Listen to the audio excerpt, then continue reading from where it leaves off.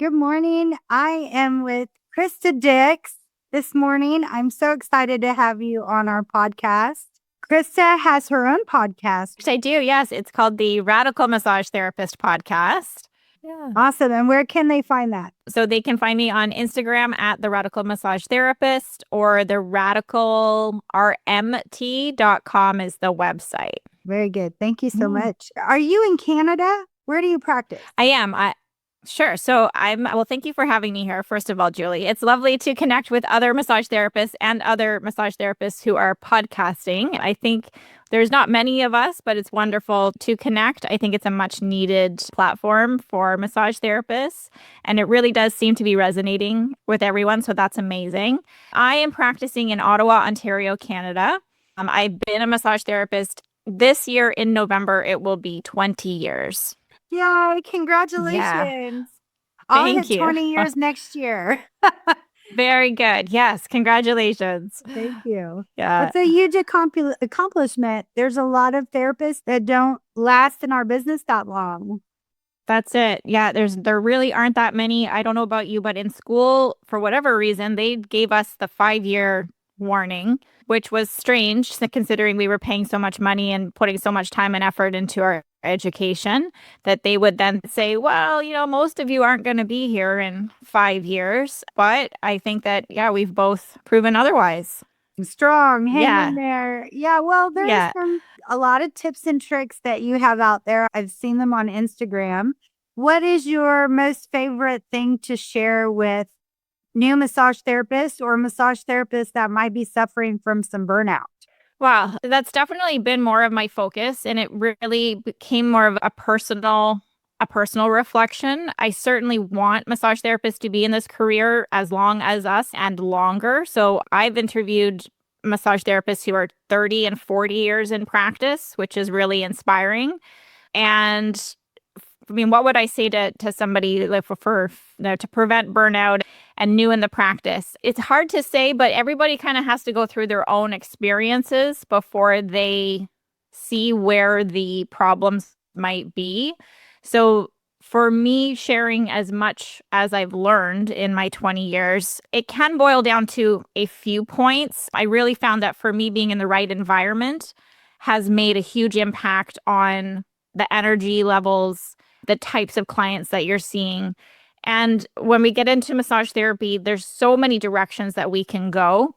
And so many of us might feel like we have to be in something that's trendy, or we might be really associated with deep tissue massage therapy and want to just think that we can massage all the athletes or all these super, super stressed out people who think that's what they need. But that in itself is going to create some burnout on your body over time if you are not properly prepared, preparing your own body for that as well. But I think when the environment and the type of practice that you want to have, I think when you find that good match to be true to yourself and not what other massage therapists are doing and what the population sort of thinks that they need from you, I think when you find that right balance, the right clients come to you and they really can't explain what it is that you're doing. I mean, you're providing great therapeutic massage, but they might not define it as deep tissue or relaxation. They'll just be like, I don't know, it's magic. And that is really a sweet spot when clients just come to you and just call you a magician, or they just know that they're going to feel better when they get off your table. So those are two key points through my career that I've found that if I wasn't in the right environment, I was in tears going to work, and that's no good for anybody. And then if I wasn't respecting who I was as a massage therapist, and it takes time to figure that out as well. So even telling a new grad, just be authentic to like yourself. I mean, you have no clue really until you get hands on lots of bodies. You don't know what kind of client you love, what type of treatments you love to do. But yeah, sticking with it is going to be most important, really. I love that answer because, so many people talk about body mechanics and making sure that, and those are definitely important. But if you're passion and your heart and soul isn't in it, and you're dreading going to work, and you don't like your clients, and you don't like your coworkers, and you don't like your massage room, and you don't whatever, you're going to want to stop, Yeah. Now, how did you build up the environment around you to make it right for you? Sure. So I've been fortunate that the opportunity did come up for me to become a clinic owner. And I think that is, you don't have to own a clinic with multiple treatment rooms and multiple therapists. But again, just trial and error and working in different clinics and different spas and different environments, you kind of find out what resonates with you. I clicked really well with Align, which is one of the clinics that I own. I started working with them back in 2009. And for them, it really was about, you had a lot of independence, but you were also supported by the reputation of Align. It was started by one individual, Jana Valtime, but she now owns 8 clinics who are then also owned by massage therapists. So I am one of the owners of one of those locations, but the independence was really important to me, that I could come in as an independent contractor, but pretty much from day one, I had a busy schedule because this clinic already had a positive reputation. And then just working with the right individuals who were there for the right reasons. They also valued their independence, but then we could also work with each other.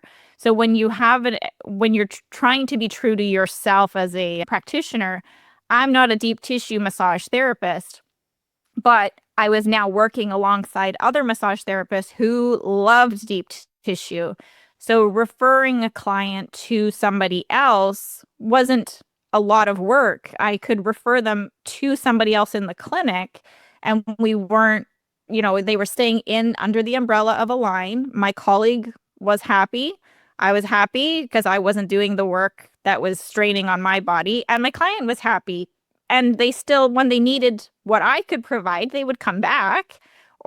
But they were very happy to go between, multiple therapists. So that is part of the environment that I've also continued to set up with Align. I became a clinic owner in 2022. And that was just important to me to not be a micromanager, be supportive, and just to provide a diverse atmosphere. There's a big part of me that wants to create a clinic that has, I've cloned myself. And every client is going to get somebody like me, and everybody's going to operate at the clinic on the same level that I do.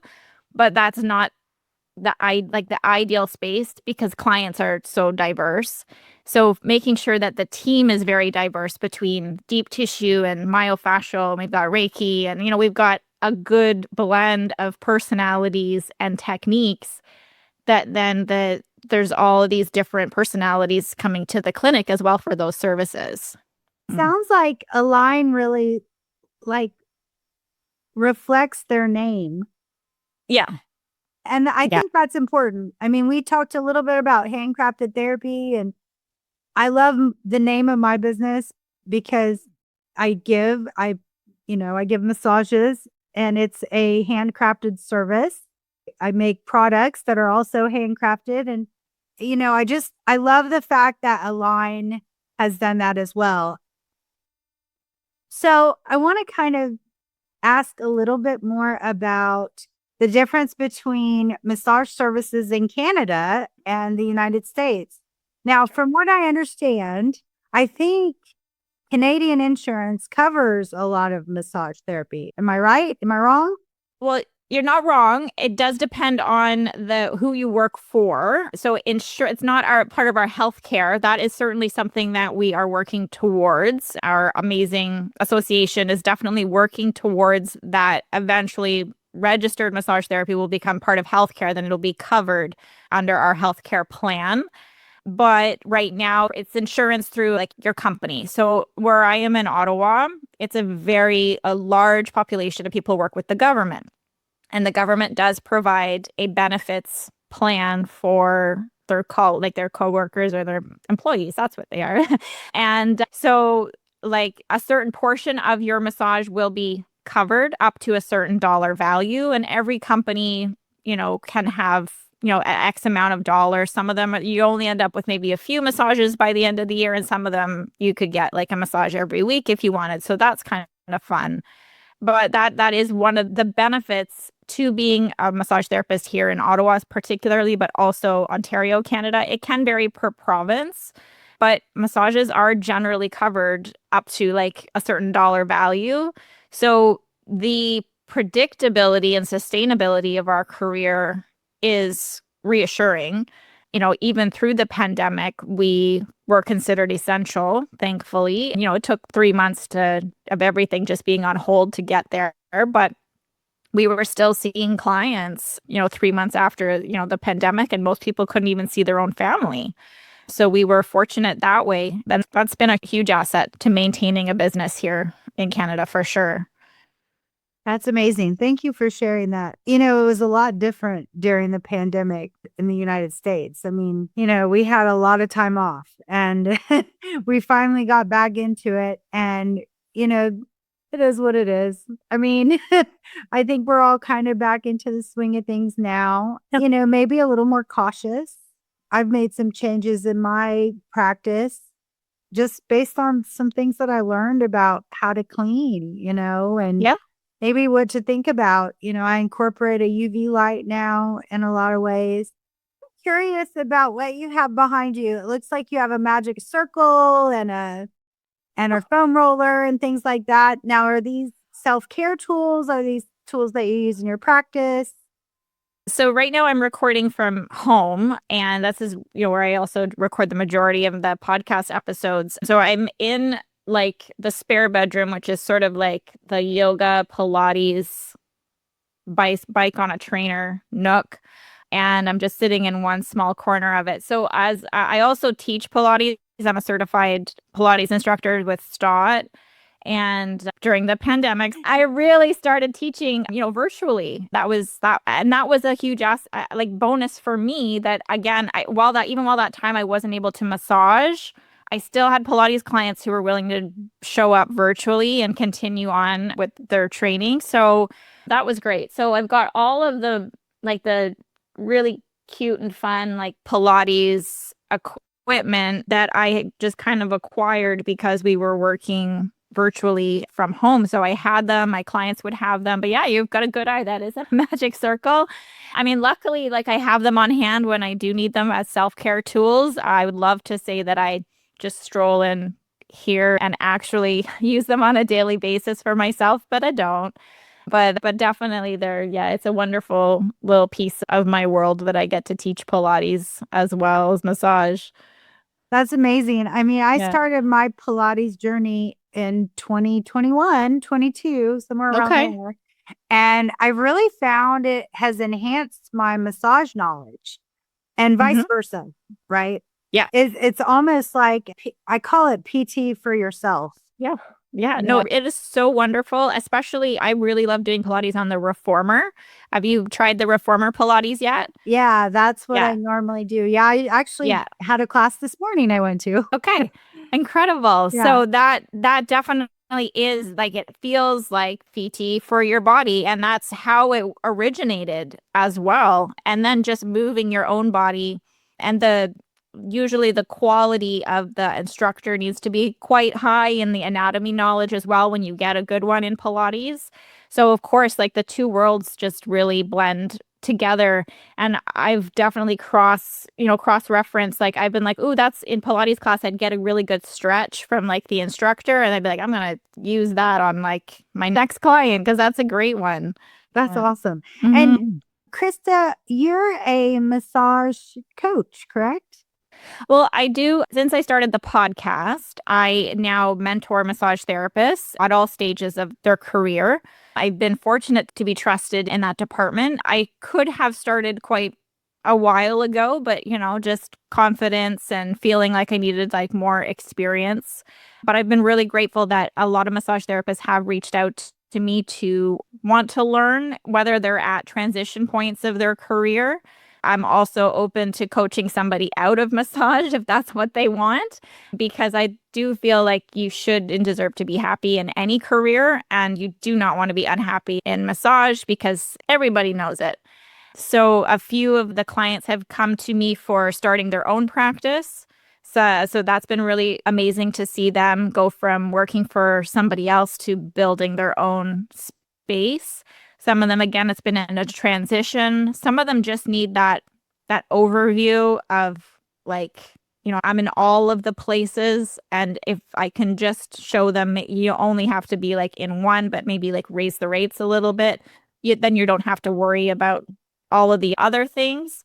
But our career is really special. And I feel like we do have a lot of advantages that so many other careers don't have. So I'm ultimately just trying to remind massage therapists of why they're in it and why the benefits of staying just a little bit longer and just tweaking a few things for it to be a more satisfying experience. So that's been great. Initially, Jana, who owns Align, she's amazing. She's like a mentor to me.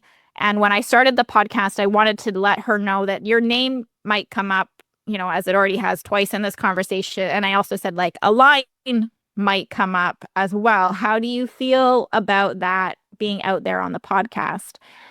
And she's like, oh, it's like no problem. And she said, and what's in it for you when you're doing this podcast? And, like I was like, well, I just want to, put it out there for massage therapists. I just, want to learn and, talk to really cool people. And she's like, okay, well, like, what's in it for you, Krista? And what she was getting at was like, it costs money and time, as you know, to put a podcast together. You're taking time away from your clinic admin, your store admin, your hands-on time. You're putting money into this for equipment and memberships. It's so she suggested the mentoring part. And that was when I started the podcast almost 7 years ago. And I've only been mentoring for a few years. So it's definitely been a journey for me to feel confident to actually pull that trigger and start offering it. And when I did, it's been awesome. Yeah. What have you learned from mentoring? How similar we all are. Like there's only a handful of problems that we all seem to have, which is okay. But also just as the same with the podcast, I really feel reassured that I'm in the right profession for myself. Right now, I'm exactly where I'm supposed to be. And as challenging as it might be, I know I'm in the right space and the challenges are worth it. And because I've been through those challenges, it's great to know that I can confidently share or offer solutions with other massage therapists and know that it will also work for them. Being a massage therapist for as long as we've done this, I can say that I've reinvented myself more than once. And I would encourage people to take more classes. I mean, whenever I feel a little bit like burnt out or I just need a little, I don't know, injection of energy into my life, I'll take a pause and take a class. And it helps me, just look at things a little differently from my client's point of view. Maybe find a little bit of pause there and go, okay, I've been approaching this way for so long. Maybe I need to do something a little different today or moving forward. Yeah. I mean, it's tough because, we like to, for instance, like I do metacupping, and cupping is, you pull instead of push. So it's a negative pressure instead of a positive pressure. And that's a mentality change, right? Like lymphatic drainage versus deep tissue versus like craniosacral. It's all totally different. And I mean, we can do whatever we want. It's so cool. Yes. Yeah, it really is. We have so much flexibility in that treatment time to just do whatever, we feel is best for the client on that particular day, which means that it's not a cookie cutter treatment. I'm sure you've had the client that comes in and is like, just do what you did last time. And then I'm like, ooh, well, that's going to be really hard to recreate. Yeah, it's so true. And, everybody comes in a different stage. Even if you work on them on a regular basis, weekly or monthly, what my body is doing today is different than what it did last week and what will be next week. And you need different, approaches to those, treatments, those therapies. So I mentioned that I've been out from the podcast for about 4 months now. I want to just briefly talk to my audience real quick. Of course. I'm sure, Krista, you understand this as a podcaster and a massage therapist, a business owner, a mentor.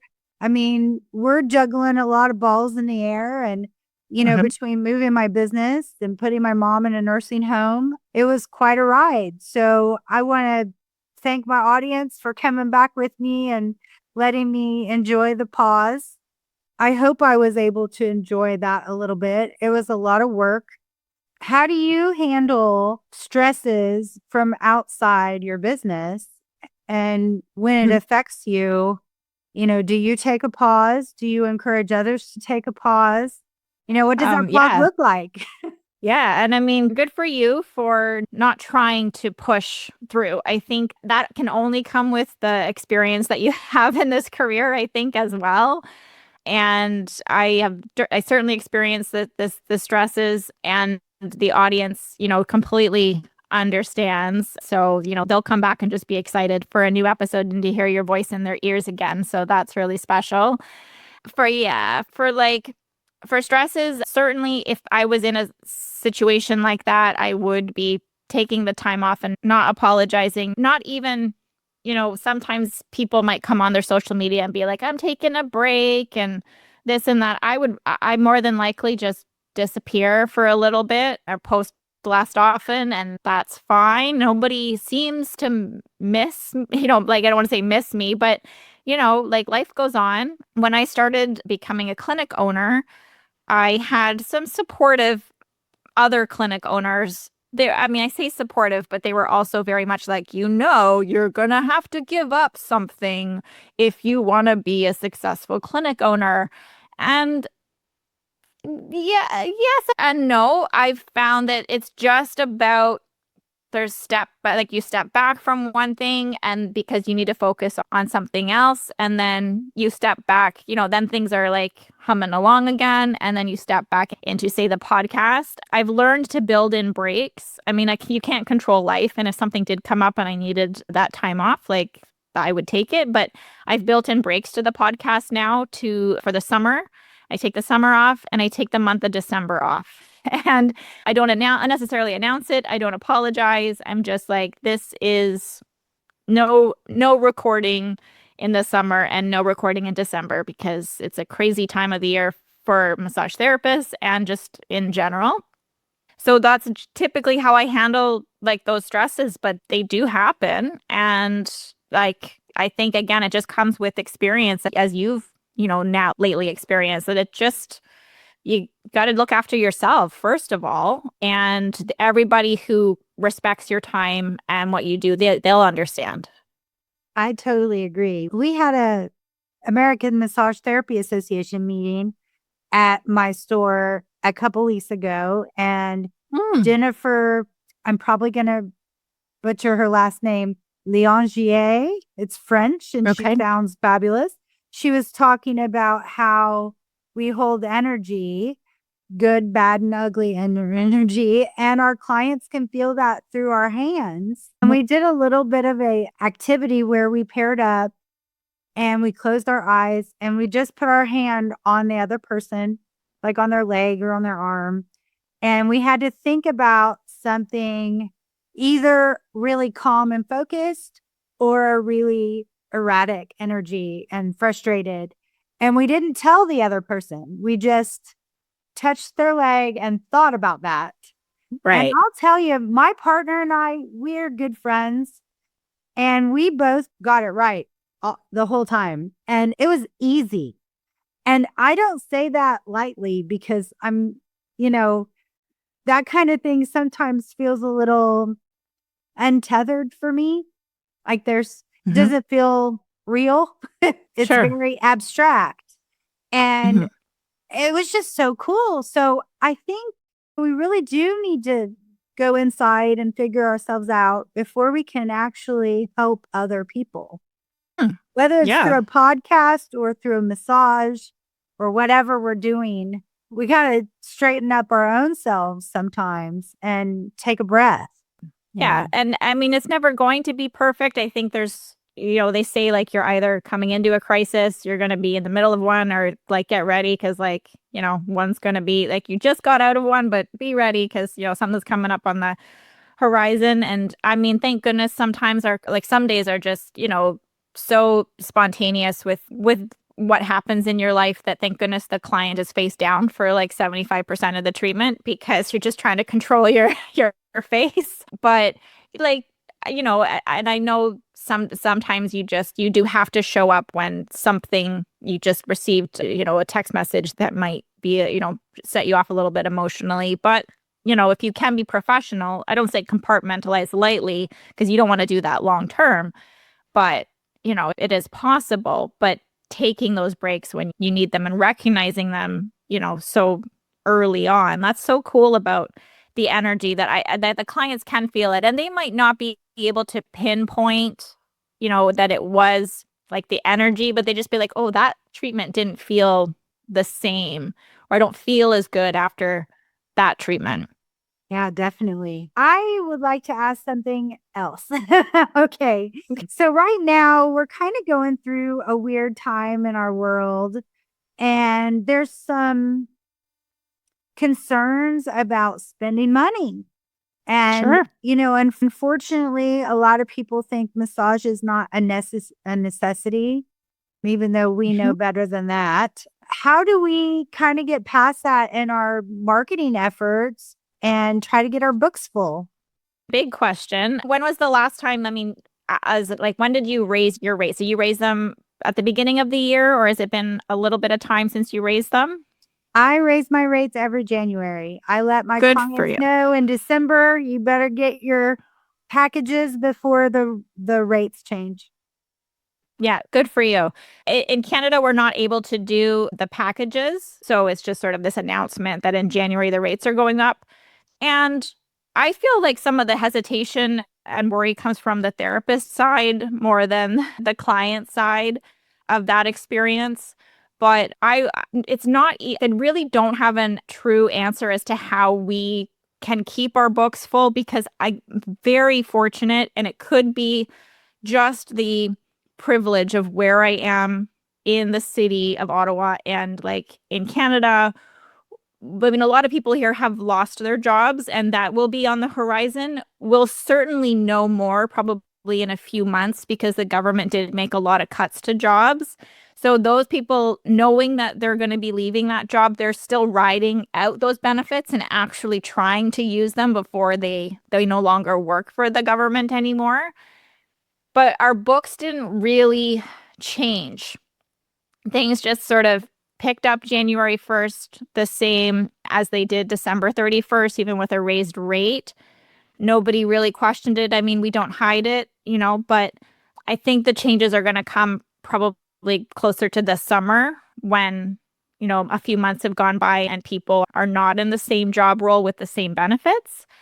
And it's just, I think being again true to who you are and making sure that you're confident in your own finances, and you're not coming from a place of scarcity and desperation. And those are big words that have a lot of emotion and like maybe a bit of like defensiveness to them as well when I say them. But as a massage therapist, if we're coming from those places of scarcity and desperation, our clients can feel it. And even if they can afford the massage, there still might be that hesitation, just as we already talked about with that energy. So coming from I don't want to say also like everything's going to be fine because it's not all fine right now, but just making sure that you're doing the best that you can to come from a place of more of an abundant, more of a comfort and safety space instead of that worry. I'm sorry, I don't really have an answer. And again, as I speak from a place of privilege, I do understand that in just where I am located in the city, really. That government makes sense. Benefit. In previous episodes, we've talked about finding your place in other groups. Like, for instance, Pilates is a good place for me to get a lot of new clients. I can really be empathetic and understand exactly what they're feeling in their bodies because I'm taking the same classes. And, I have a sweet colleague named Jonathan Valentine, great massage therapist. If you're in Dallas, you should definitely look him up. He does, I think it's called bodybuilding, the big weights and stuff. Yeah. And those guys go to him because he practices what they practice. A fun little story I like to talk about in my marketing class for massage therapists, if you don't mind indulging me a little bit with this. Of course not. I had, when I was first starting my business, I had a client come in who was a golfer and not a professional golfer, but pretty close. And she was top of her game in the local country club. And I knew very little about golf. And I took the time to take a golf lesson because I wanted to learn the mechanics of how my body felt after I swung a club. And she came back and got another massage. And I told her, hey, I took a golf lesson. I kind of wanted to learn a little bit more about, what your body is feeling and going through when you swing that golf club. She became one of my best referral sources and best clients. And she basically helped build my business. And I think taking those little steps, I don't like golf.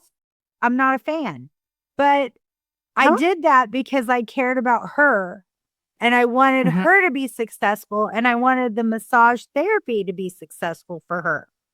And she had specific requirements. She wanted her swing to go more full swing. She was getting stuck and it wasn't, flowing as nicely as she wanted to. Sure. And I wanted to understand what that meant mechanically in her body so I could treat her better. So I guess saying that, I have a marketing degree. So I always think of things in business marketing. I would probably encourage people to go out and find their own group of people, whatever that may be, especially if it's like a physical activity, biking clubs, running clubs, hiking clubs. It doesn't have to be like marathon runners or, you don't have to go and, do all these big, huge things if that's not your thing. Right. Finding a community of people, especially people that care about their bodies, I think that's just low-hanging fruit for us. I think that is a wonderful observation and also just so wonderful of you to want to go and take a lesson just so you could better understand the mechanics of what your client was experiencing. That is like so special. And it is proof that like just that it's a little something. And sometimes it might be hard to describe, like when a massage therapist comes to you and says, well, how are you successful? How are you building your books and you're, maintaining this clientele over a course of a difficult period of time? It is those little things. And you can't just go out and expect to do that right now and tomorrow your books are full. Like you've paid, that little bit of karma over time that's still, is holding strong today.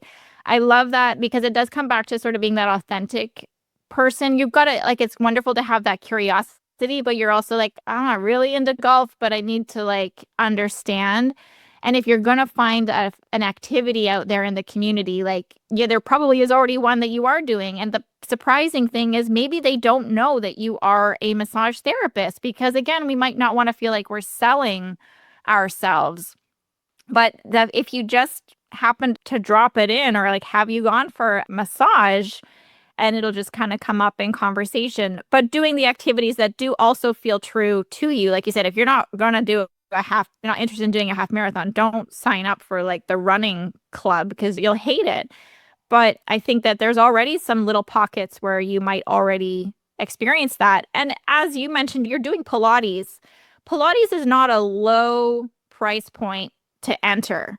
Like, so you're already leveling up those clients who can afford Pilates, which could arguably, is it less important than massage or as important? And in their world, it doesn't matter. They're like, I can afford the Pilates. I'm already taking care of my body. I want to get the massage. So that's really important as well. If you can find an activity that's in that higher price bracket, especially like golf would be in there too, if you liked it. Like they can afford that. They could probably afford massage. That's true. That's very true. Yeah. And, you know, massage therapists, honestly, most of us are not in the business for money. We're here to help people, right? I really want to like talk about empathy for just a second here, because I think if we approach potential new clients with some empathy and maybe be like, you know, for instance, we had a really hard Pilates class on Saturday and I'm sore from it still. Yeah. And I saw a couple of the people that were in Saturday's class this morning and I was like, man, I'm still hurting from 4 days ago. You know, are you guys still sore? And, you know, having that moment of vulnerability for my own personal physical activity really goes a long way towards somebody else, right? I mean, and then that's kind of a bridge to a conversation that you can have about massage. Right? Definitely. Yeah, absolutely. Yeah, it's sharing your own experience. Where you do Pilates, is it also close to like your practice or like in the same kind of like neighborhood? Yeah, it's pretty close. I'm part of Club Pilates, which is a franchise. Like so a franchise, there's several locations, and a lot of times I'll go down to the one by my office on purpose, and because I want to network with those people. I mean, it's more convenient to come to the one by my house usually, but I like to go down there because I do want people to be able to come to my massage location, you know, that's closer to them. Yeah, absolutely. Yeah. That's another piece of it. I mean, I'm very fortunate. I live and I can walk to my clinic and I can walk to my Pilates class and I can walk to my favorite coffee shop and I can walk to the grocery store. It's just a really great little pocket. And so you are going to start to see, even if they're not my client, I know in my Pilates class that there is a massage client at the clinic. And everybody loves small business in this neighborhood. So when a new business does pop up, it's like, have you tried that new restaurant? And then there's that communication. And then, you know, you might have a little bit of insider information because you are a small business owner in the neighborhood. So you might and then they'll be like, well, how do you know that? And be like, oh, well, like I own this clinic. And so that can spark conversation as well. But when people have the opportunity to live, work, play in those same kind of environments. I don't know about you, but one of my massage instructors actually said not to do all of those things in the same space. I think it was when you're like, you know, in your 20s, you know, maybe you don't want the clients to see you like, you know, on a Saturday night in your 20s, maybe. But now, I mean, I love it. I mean, there's still that boundary and that privacy. Like I don't just walk up to a client, but it is neat to see so much of that interaction happening in the neighborhood. Absolutely. You know, another thing that I talk about in the marketing class is referrals. Some of my best clients have come from referrals, specifically the lady from the golf story. I mean, she told all of her golfing friends about me. And, you know, I personally like to get referrals for people, especially something so intimate, so personal as massage, right? I always recommend that people ask for the referrals. Something simple like, I hope you really liked the massage today. I'm looking for more people like you. I really like you and I want more clients just like you. Yeah. It go a long way. And definitely. And it's a compliment to them. Like, I want more clients just like you. And then they're like, oh, yeah, like I am totally going to help you out. We do want to be of service and help you build that business. Like the referrals are so, so key. And I'm sure you've addressed this in marketing, but maybe you have obviously more insight. That one client is probably a huge, like you can trace back how many people they've referred to you and how many that ripple effect. I feel that in massage therapy, we overcomplicate it when it comes to the referrals or the marketing. like you don't need to like blast something out to everybody. Like if you just focus on those clients that are coming on a regular basis and they're bringing in the right people, nurturing them is way more important than trying to find new clients. And I think that a lot of times we're taught to go out and find the new, but it's that little pocket of people who already believe in us where you can really benefit from. Yeah, I totally agree. I mean, it's so much harder to get a new client than it is to keep an existing client. I almost said old client, and that's not good. Well, I would have probably said this old client, but it's I mean, how long but realistically, like almost like 19 years in practice, like and if they were with you for so many years, it's an old client, like an old friend. It is an old friend. I mean, and we get to know their lives and they get to know us.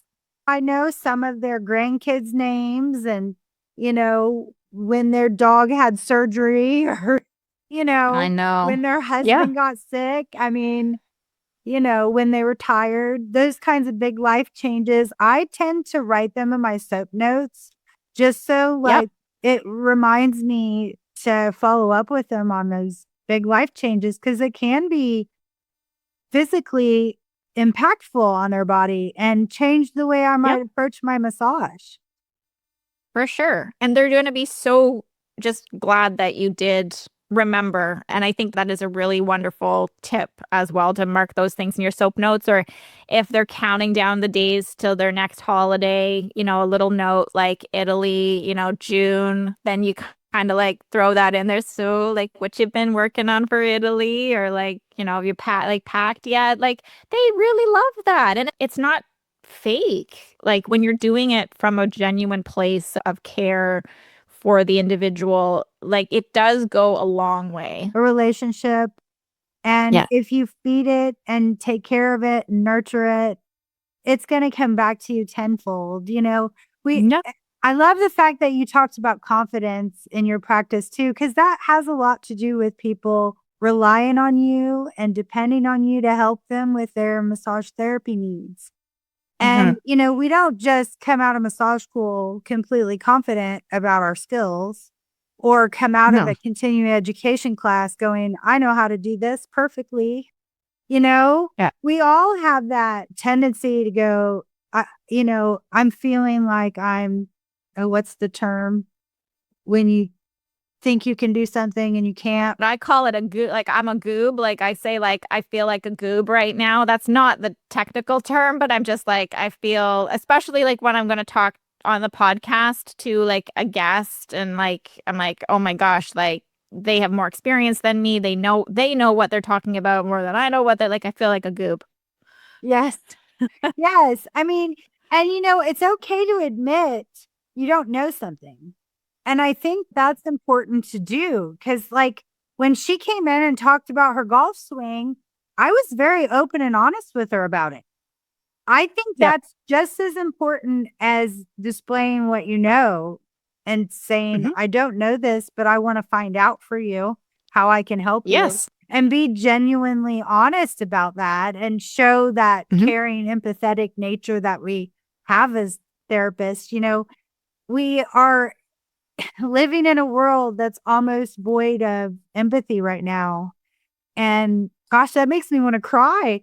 It's hard out there and people need our empathy and our love and our tenderness and our caring. And I think as therapists, we can all collectively say that we do love helping people. And I think if we can reflect that to our potential clients, our new clients, our existing clients, people that we have Pilates class with, we're automatically people are drawn to us for those reasons. Yeah, absolutely. Yeah. This has been really fun, Krista. Do you have anything to add to what we talked about? I've loved getting to know you through this conversation. I mean, your massage practice, what came out of that for like the demand to start your like handcrafted therapy, the product? side of it. And your store is so lovely. To be perfectly honest, we don't even have a massage supply store anymore in our city. And when we did, it was like a warehouse, that was just a place to, it just wasn't browser friendly. You kind of had to know what you wanted.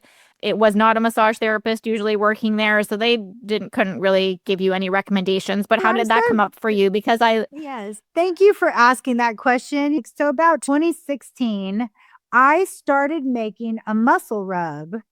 And the reason is because I was reselling BioFreeze. I don't know if I'm supposed to say that or not. I think you're allowed to say that. Not sponsored. Yeah, not sponsored. Well, they're not going to want to sponsor me after this story.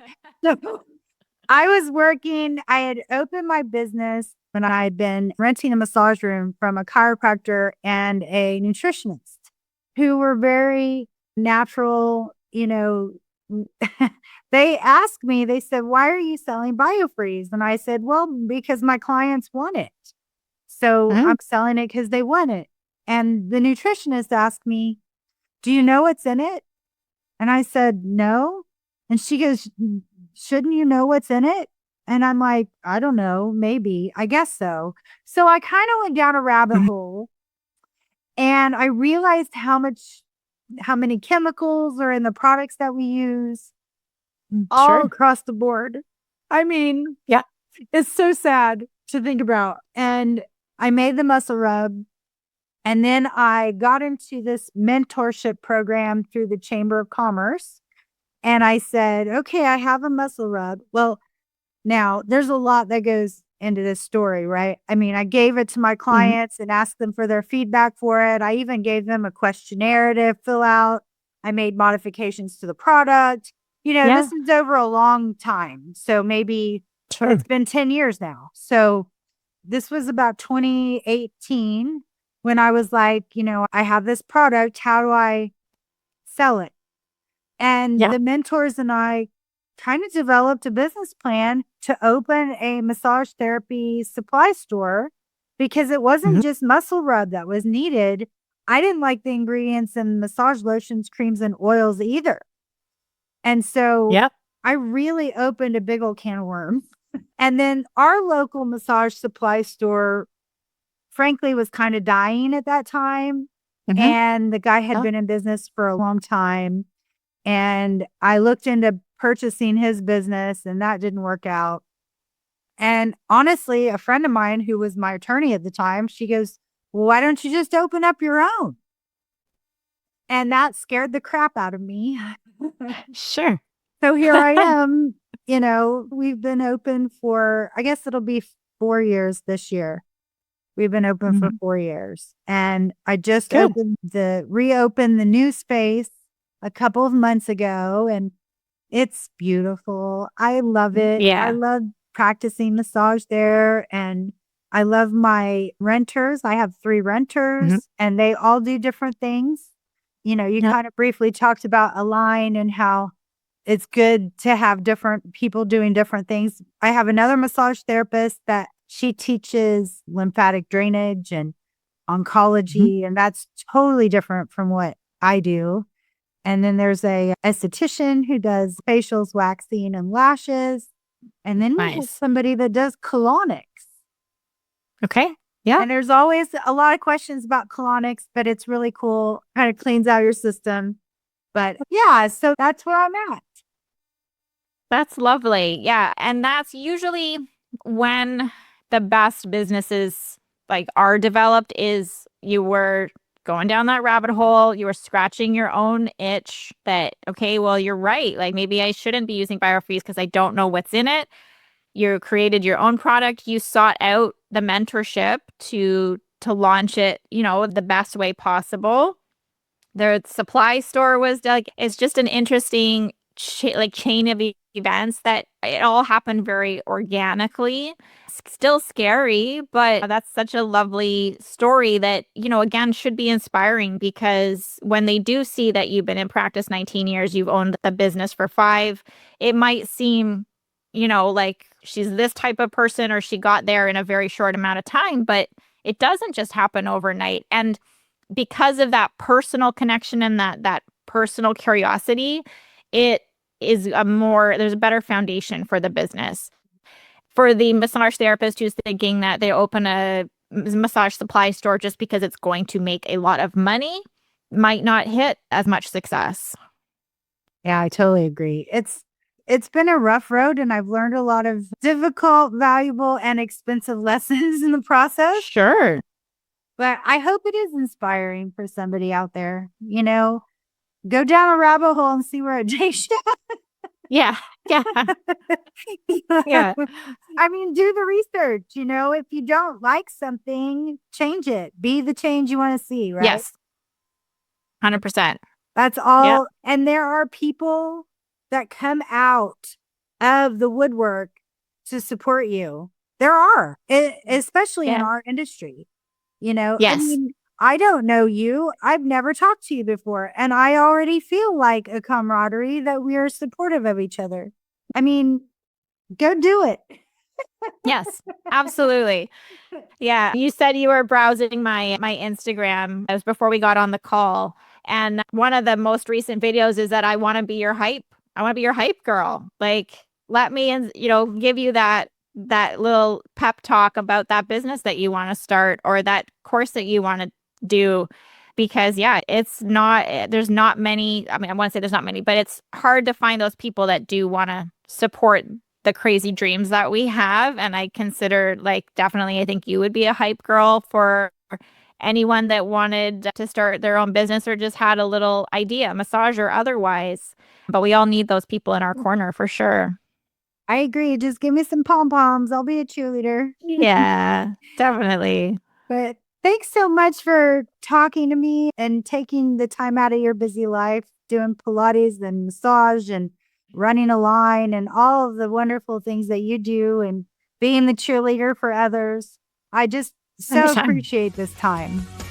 Yeah, thank you so much for asking, Julie. It's lovely to connect with you, and hopefully we can get you on the Radical Massage Therapist podcast too. I would love that.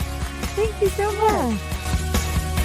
Thank you so much for joining me on the Handcrafted Therapy Podcast. I would love to hear from you. You can email us at podcast@handcraftedtherapy.com, or you can come by the store. You can connect with me on social, Instagram, Facebook, #Handcrafted Therapy. I'm Julie Alexander, and I wish you a very happy and healthy day.